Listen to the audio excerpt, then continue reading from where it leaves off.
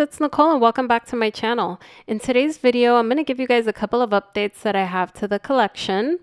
I have mentioned doing this update after a couple of you guys have asked me how a couple of my orchids have been doing. You guys specifically asked for how the Phragmipedium was doing. Some folks asked about the Millenium Magic. So I'm going to pull out a few orchids you guys haven't seen in a while and show you progress on how everything's doing. If you guys like this video, don't forget to give it a thumbs up and subscribe for more orchid content. With that said, let's jump right into the Ctsms.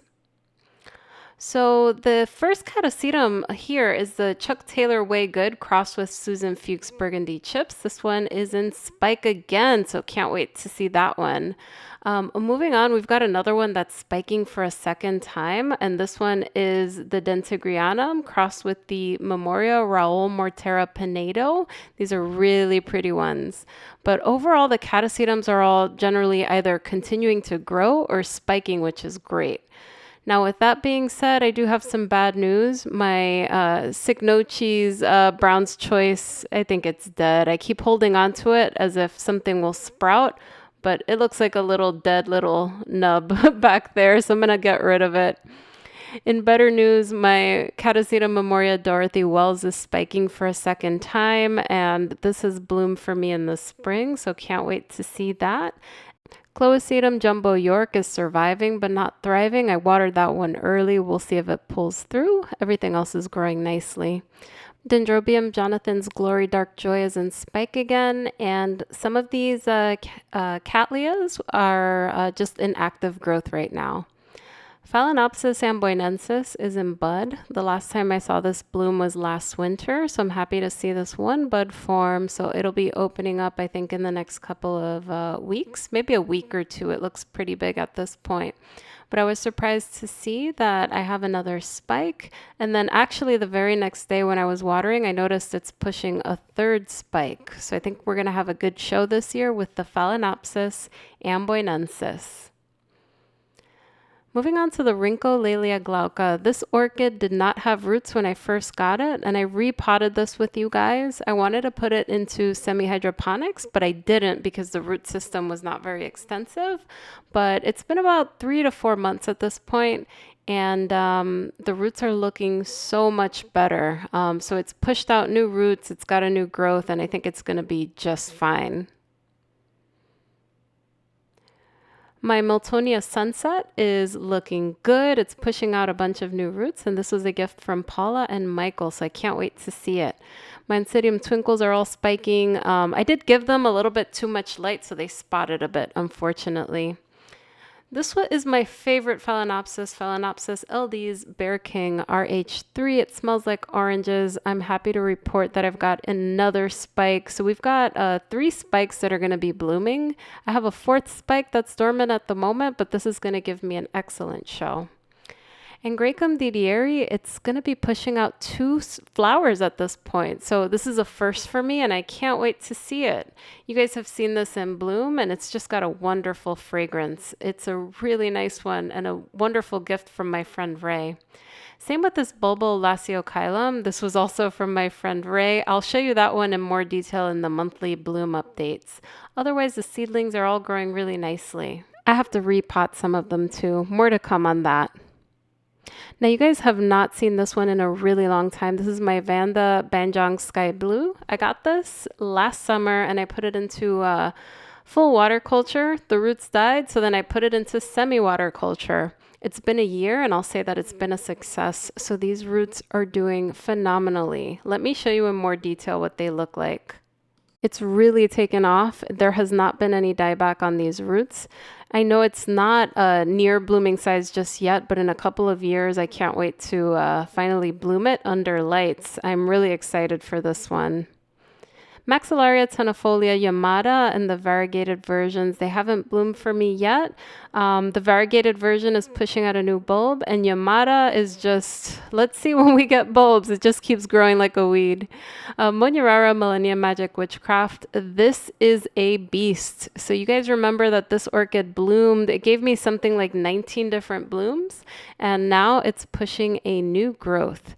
Now, it has another growth coming in as well. There's like a little node that's that swelled up down there. You could sort of see it underneath the old spike.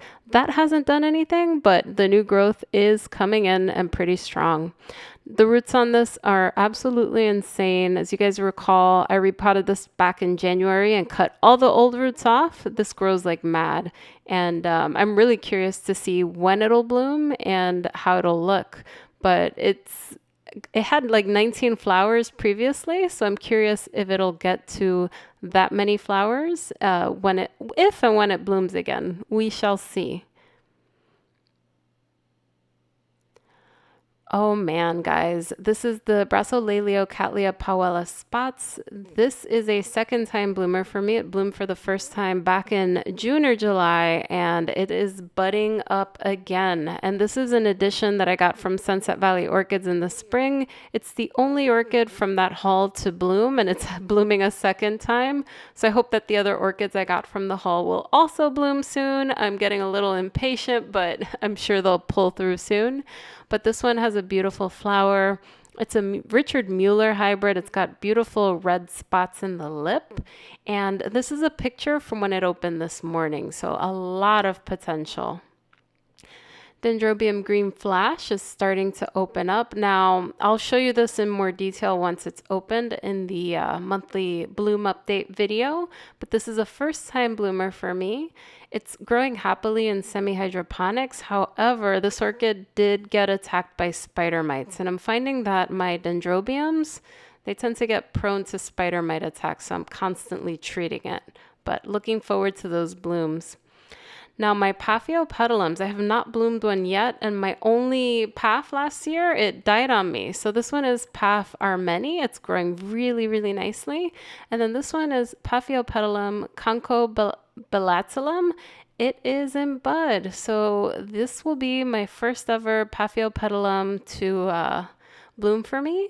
And this is also not only growing a bud, but it's got 3 additional fans growing at the base. So I think it's really happy. I'm amazed that this orchid is growing in a 2-inch, basically a shot cup, a shot glass, if you will. I put a little hole on the bottom for drainage, but I can't wait to see it.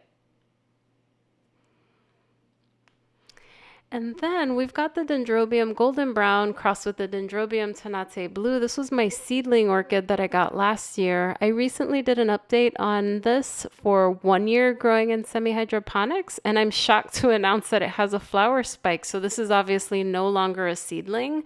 I didn't even realize it was in spike because I was going to take it out to repot it. As you can see, the roots are hanging out. But what I'm going to do is I'm going to wait until it blooms, and then once I cut the spike off, I'll put it in a bigger pot. But so happy with that one.